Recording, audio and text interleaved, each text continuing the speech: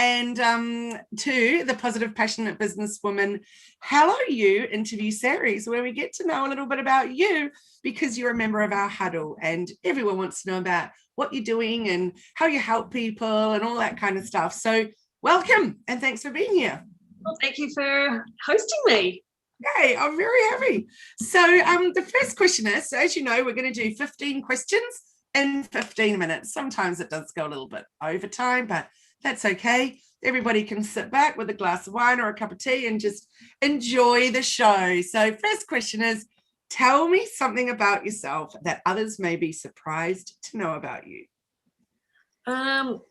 Probably when I was 15, my dad started teaching me about mechanics. And when I got my first car, I had to replace them, recondition the motor. So I replaced the rings and bearings and did all of that, and decided then that I didn't want to work with cars because it was too dirty. Couldn't get the dirt from under your nails, all the Great. But it was amazing it was just absolutely black and white. How amazing. What a gift he gave you. That is incredible. Yeah. It was a few years ago now that I was talking with our local adult community education college saying, why don't you do courses for people, night school, one night a week for a few weeks or whatever, just to learn about things under the hood. So we actually understand it doesn't have to be just for women. There are heaps of men as well that have no idea what they're doing. Even really. Yeah. When I got taught to drive, my dad wouldn't let me drive anywhere till I'd learned to change. Those are the rules. Oh, it was so hard. Yeah. And then I realized I'd had my car, it's maybe 4 years I've had it for now. And it was at least a year later before I realized I actually haven't looked where the spare tire is. My dad would be mortified to hear. I wouldn't say that out loud. That's terrible. So look, I'm blown away. Nobody's ever said that to me when I've asked that first question, and they have learned how to deal with mechanics. I'm very impressed, Katrina. Yeah. That's awesome. That's definitely a blog post right there. Get on to that one, that's for sure. Yeah. So my question number 2 for you is, if there was something in your past that you're able to go back and do differently, what would that be? I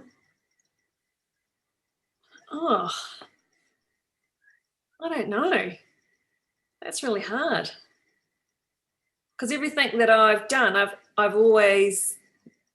it's always worked out for some reason, and I've always learned really valuable lessons. I don't know. Probably nothing. It's all part of the experience. It totally is. That's a great answer. I love that. Yeah. Wow, very good. For me, on the other hand, I can think of many things. No, it's always worked out to teach me something, or that's throughout my life. It's always been just when you're in the worst times, when you're in the worst possible experience, I keep telling myself, this is going to make a really good story one night over drinks with someone. For sure. It always turns out to laugh about it afterwards. Yeah. It's such a good point. Yeah. Often worst scenarios end up being the best stories. Yeah. I love that. Yeah. So what do you love most about what you do? So it's a good time to tell us, what do you do? So I know that your business is Nurse Nav. So what is Nurse Nav, and tell us all about it?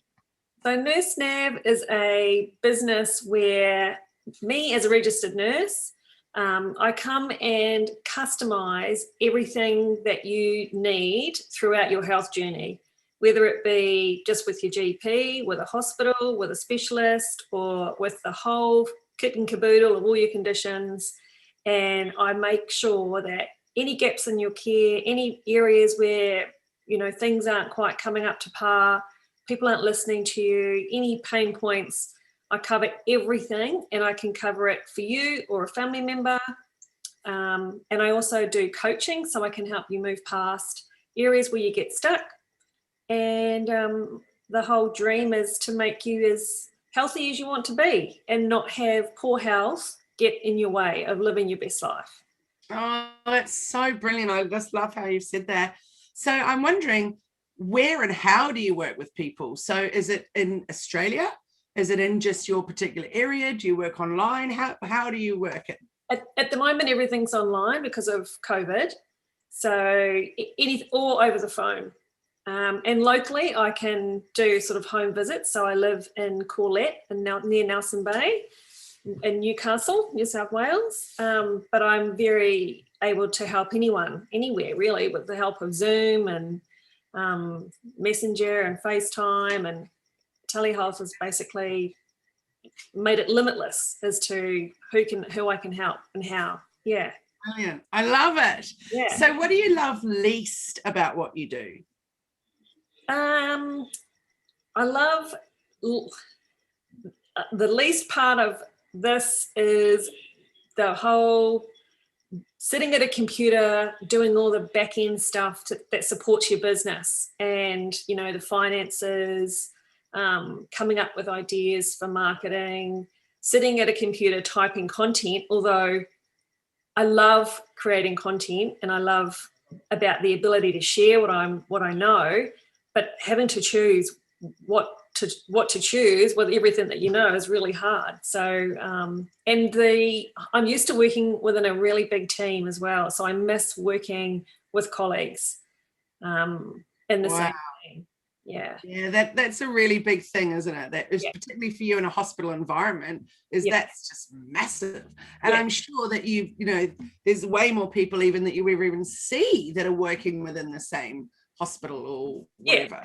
So you run into them, of course, when you're doing what I'm doing, but it's not the same as having morning tea or a lunch break and sitting down with people and just debriefing and sharing morning tea or a chat, that sort of thing. Absolutely. That would definitely be challenging. So if you weren't doing this, what would you be doing? I'd probably be a dog trainer. Yeah, I love animals, and having just got a puppy, I have researched the entire back end of anything to do with dog training, dog obedience, that kind of thing. So that's what I would probably be doing. Having recently also done puppy school, it has been fascinating watching that dog trainer, and so on top of it, could deal with any of the chaos that was going around. And it was fascinating. She was like a whisperer, you know, the dog whisperer. It was just incredible. And you're like, what have you got? Yeah, can we take you home with us? Yeah. Can you be like the live-in nanny? Yes. I was going to say 6 days, and I was like, no, 6 months. Yeah. Because it's all about consistency, isn't it? Which is not very easy when you're tired and you're over it. Oh dear, isn't that funny? Energy. So I found when I'm calm, everything's calm. But when I'm not calm or don't have the generosity of time, then they know. They know, and they take advantage like a toddler. Oh, well, amazing. Fun times, Katrina. Fun times.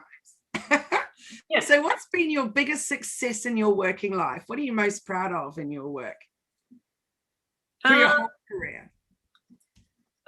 I think you just never know the impact you have when you're a nurse. You just never know whether it's for that person, and it can be, that 5-minute session where you are minding someone else's patients, and they give you a quick handover so they can go and have a break, and you come in and you can say one sentence, and that makes all the world of difference for someone. And you just never know sometimes what comes out of your mouth, but you see the relief on their face, and they'll go, oh, now I understand. Oh, that makes all the difference. Or a family member will come up to you afterwards and go, oh, I love the way you put that. I really understand that now. So it's that stuff that is just magical. Yeah. I just love how you've said that, and I couldn't agree more. And often you wouldn't even obviously sometimes people actually would say to you, thank you so much, but a lot of the times you wouldn't even get the thanks, or wouldn't even understand at all what an impact you'd made on them and how incredible you'd been. And in fact, I was in hospital a few weeks ago, and I was the next one to go in for surgery, but there was a code red. Is that what they're called? With the red light flashing, and it was quite extraordinary to see. I've never seen it on anything other than TV or movies. So they were running from everywhere. It was amazing, absolutely amazing. And anyway, they hadn't shut my curtain or anything. So I'm watching this go out in front of me. Like, wasn't allowed, I didn't have TV or my phone. There wasn't even a magazine for me. I'm just kind of like in this holding bay ready to go into that. It was so weird. And it was really intense, all this going on. And I was obviously starting to feel a little concerned. And then out of the blue, this nurse came up to me and she said, I just thought you might be interested in what's happening, because that could have been quite alarming for you, especially as you're about to have in now. You're next. In the same spot. So just letting you know. And it was amazing. I was so grateful, but I was more like, whoa. And I just think, right now, I'd love to be able to give her a hug and say, thank you so much. No one else even thought to come and explain what was happening. And so I'm totally there with you. I think the gift that you can give to people of just giving them some clarity or giving them anything is just so special. So yay, good on you. You definitely have one of the most important jobs in the world. That is absolutely for sure.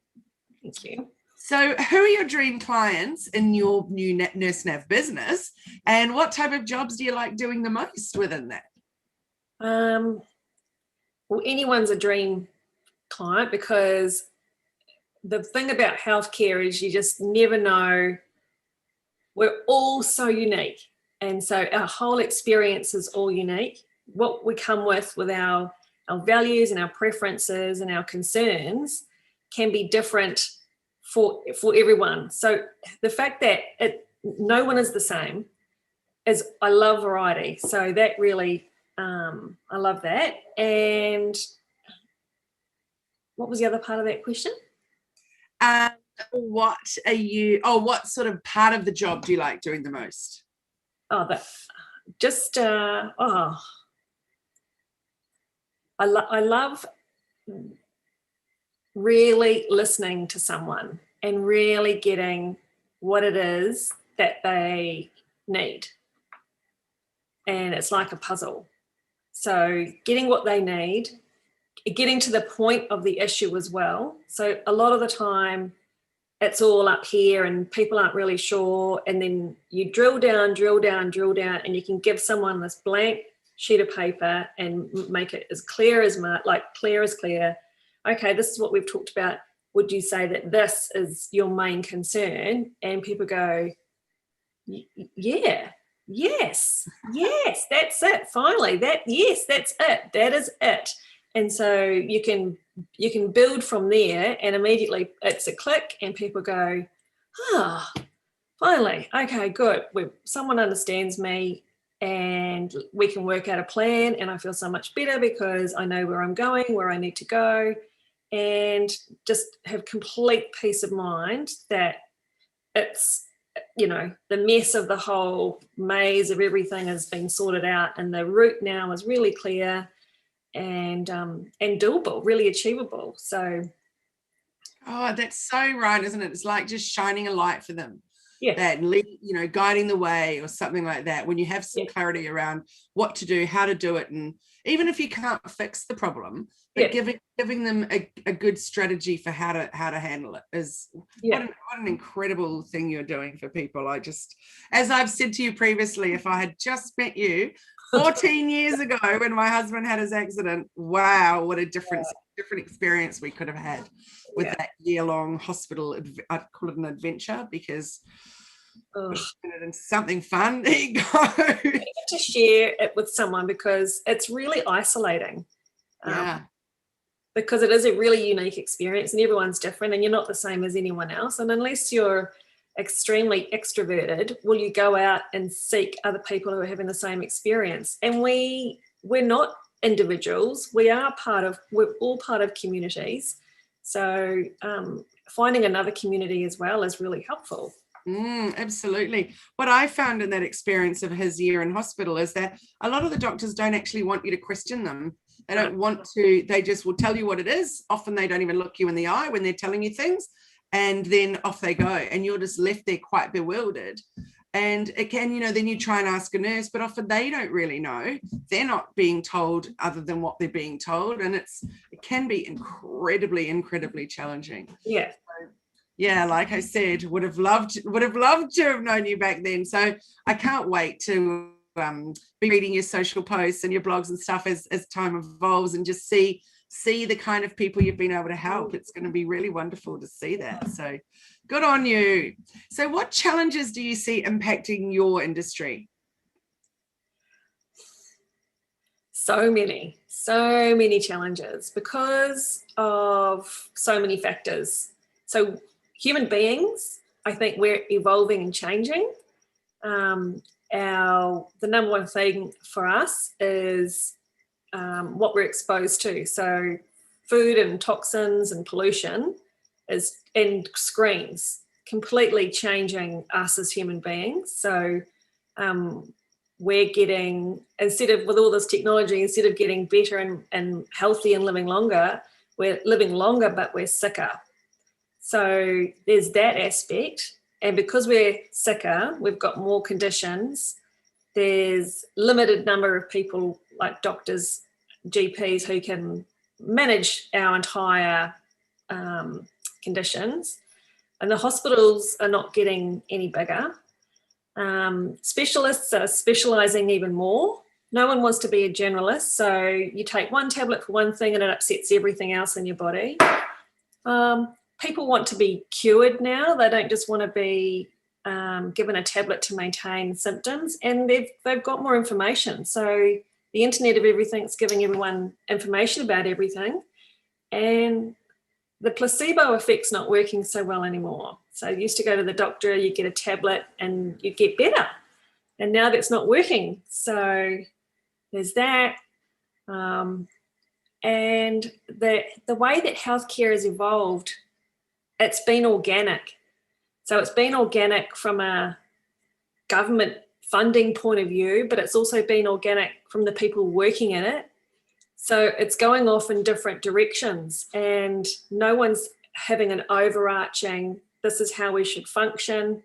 And it's kind of out of control, like a big snowball. So there's lots of gaps, and the gaps are getting bigger. So that's what I've designed the service to do, is to address all those gaps and try and pull in the bits that are working, and then make the gaps smaller and smaller so that everyone's has a good journey without their health and their experiences with the health service. Yeah. Thank goodness. And when you mentioned the internet, and I thought, oh, even if I go to the GP about something or the naturopath about something, I even feel embarrassed to say, well, I've been Googling my symptoms, and I'm not that I'm trying to think that I'm the doctor here, or I'm not trying to rely on Google Doctor, but it's just trying to get some ideas. And I do feel bad even saying it, because I'm sure everybody now Googles their symptoms and, you know, looks for some remedies or something. Well, it's good when people do it, because the people who, in my experience, the people who are the ones that would come in and be on this side more of, I think I've got this and I think I might have that, and I've read about this and I might have that, they will stay healthy and get better, and they're so much easier to help, because they're like, what do you think? I think it could be this. They're half-armed, and you just come in and go, yep, you're nearly there. There's just this little bit here and this little bit here, as opposed to people who come in and go, oh, I'm not taking a tablet for that. Yeah. And or you know, their blood pressure is really, really high, and they're like, no, I'm not taking a tablet for that. And then they come in with something because of their blood pressure, and they go, why did that happen to me? Oh. Yeah, so I prefer people who have already done their searching, they've gone and had a look, and they're like, it could be this, it could be this, it could be this. And it's like, well, yes, haven't thought about that, because you're talking to a human being, not a computer. So when you're coming and saying, hey, do you think it could be this? Do you think it could be that? They go, oh, actually, you could be onto something there, because in my experience and my recent memory, the way that my brain works, I only really remember the really interesting cases, or the things that interest me while I was studying, or the people who I've last been looking after over the last couple of years. And you've come in with something different, and I might have trained with it, I might have trained about that particular symptom or condition, but it's not fresh in my memory, and you'll just spark the memory and they'll go, oh, now, yes, I recall that. Yes, you're onto it. Or it could stimulate them to go somewhere else with getting more closer to a diagnosis for you. So I like people that are like that. Oh, that's so interesting. I'm glad you said that. I feel less guilty now when I rock up. You know your body. There's a sovereignty in knowing your body. And I think we underestimate I've had people coming in going, there's something really wrong with me and I don't know what it is. And we will find something really wrong with someone, like, their heart will be out of a rhythm or something like that. So they know, and they know something's wrong, so they come and get some help. And people always know but we've turned it off. And I think we're waking up to that inner wisdom. Goodness me, yeah, things are changing, that's for sure. And I think about when I was a kid, how different it was. Or Oh, you're frozen. Very, very interesting times in your industry, that's for sure.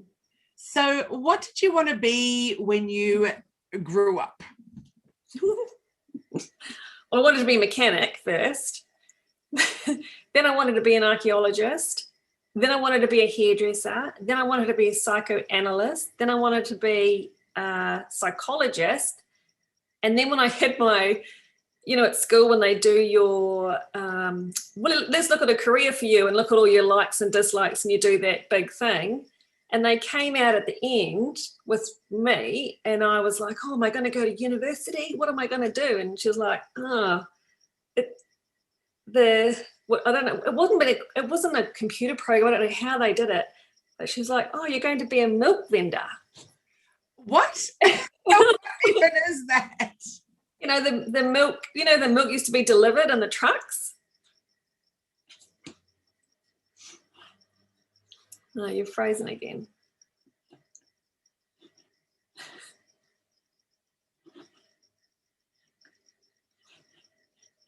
I've made you laugh so much that I've frozen your screen.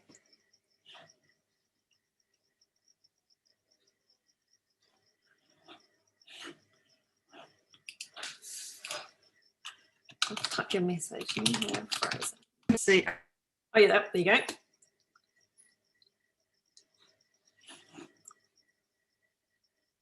I can't hear you.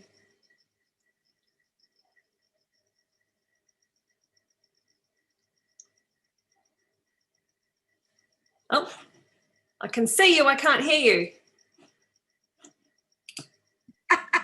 There we go. Clearly had a little internet glitchy moment, and I was sending a little message in the chat going, "You're frozen. Is it your internet or mine?" And then I suddenly disappeared. I was like, "Whoops!" So thanks for waiting for me to come back to the room. It's okay. So I heard you say that you wanted to be a mechanic and all kinds of interesting things. So how on earth did you end up at nurse? I had a chat with my dad, because I also wanted to be a vet, and I just could not decide. And then he said, look at your family history or something like that. And my mum's a nurse, and both my aunties are nurses. My sister is a nurse as well. And I went, oh. And then I looked at everything that nursing could be, or, all the areas you could work in as a nurse. And it ticked all my boxes in terms of variety and the ability to travel with it, because I really wanted to travel. So, and then I started it and I loved it. Wow. Yeah. That's so special. And now look what you're doing with it. Something that's really new and different. And I know you've said to me previously that it's something that's way more, what's the word? Not common or something, but in the States, isn't it? Yeah. There's more people. it's definitely something they do in the States all the time, and that's because there's a lot more financial ties around it. So the nurse navigators, people in the States, as an individual, you're completely on your own to try and figure things out, and your health insurance pays for your specialists, and you're more in limbo in between the health insurance and the people providing you the service. So the nurse navigators help them navigate not only, is this the right person I should be seeing, because everyone wants to do procedures because that's how they get paid, and the nurse navigator helps them figure out, do you really need to go that way, and are they, is it the right, are they charging the right amount for that, and do you need to have this extra piece here? So right, yeah.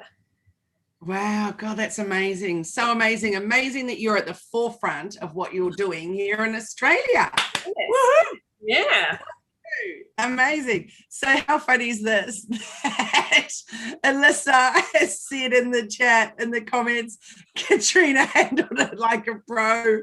Made me laugh. I've made you laugh so much you've frozen. Oh, thanks, Alyssa. That's gold. I love it. Okay, so the next question is, if you're an animal, which would you like to be? Siberian tiger.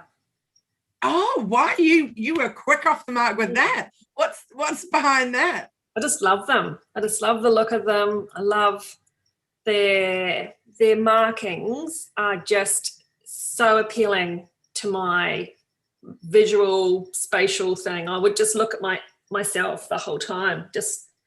I'd be narcissist, so I'd find a big thing of water and just look at myself the whole time. They're beautiful cats, and they can swim, and they live in the jungle, and yeah, they're just powerful, independent. I just had to do a quick Google on my phone so I could ask you this question. Have you seen the new documentary that's Sir David Attenborough, and it's called The Year Earth Changed? Not yet. Oh my goodness. I just watched it with my family the other night. It's on Apple TV. It's the most extraordinary documentary you can possibly see. So it's what's happened to the earth. Yeah. So in particular to do with animals during COVID in all the different countries. Oh yeah, that would be great. So all of those animals that were extinct, so it's not just animals on land, but what's happened in the oceans. Yes. Certain whales are doing noises that they've not done in centuries, just all kinds of things. Most mind-blowing thing I've seen in a long time. And it just filled me with so much joy. It was absolutely beautiful. So I highly recommend that as a little watch thing tonight, because you and your Siberian tiger would absolutely love it. It was extraordinary. Absolutely extraordinary. So it's called The Year Earth Changed, and I loved it. And we love David Attenborough. And what I love is he's been such a champion for, change in the environment and all these things for decades and decades and decades, that to do this at his stage in life now and be able to report on how these changes actually started to happen and what a difference 1 year made to how the earth. Exactly. It's just beautiful. So I can't wait to hear your thoughts on that one. So give me a message when you watched it. I love this. Yeah. It's beautiful. Okay, so if you're a movie character, who would you be and why? Oh. Movie character. I'm wondering if it's got anything to do with the picture on the wall beside you. Wonder Woman. Yes. Wonder Woman is my ultimate superhero. And we just watched the movie, the new 1984 movie that Gal Gadot did. I prefer the 80s TV series. Yeah. With Linda Carter. I think I was at an impressionable age when that came out. There was a lot of female stars as Bionic Woman, her, and it was really instrumental in just going, woman can absolutely do anything. It wasn't in my mind that woman couldn't. Like it was just like, oh, want to be a superhero? Just want to have to get some of those wristbands, and you're sorted. You thought it was the wristbands. I personally thought it was all about the cape, or I know other people have thought it's about the hot pants. No, the wristbands for me, the wristbands, like boom, boom, bullets spinning around, like, oh. Yeah. Oh, that's great. So would you be her in the movie? Definitely. Yeah. Yeah. Go, girl power. I love it. Love it. So what about if you could live anywhere in the world right now, pretend that COVID didn't exist at all, where would you live? Probably the West Indies. Yeah. Wow. Yeah. What's behind that? We went there for the Cricket World Cup one year, and I was so impressed. I think the West Indies way of life was beautiful. Like family was the most important thing. The kids were just all laughing.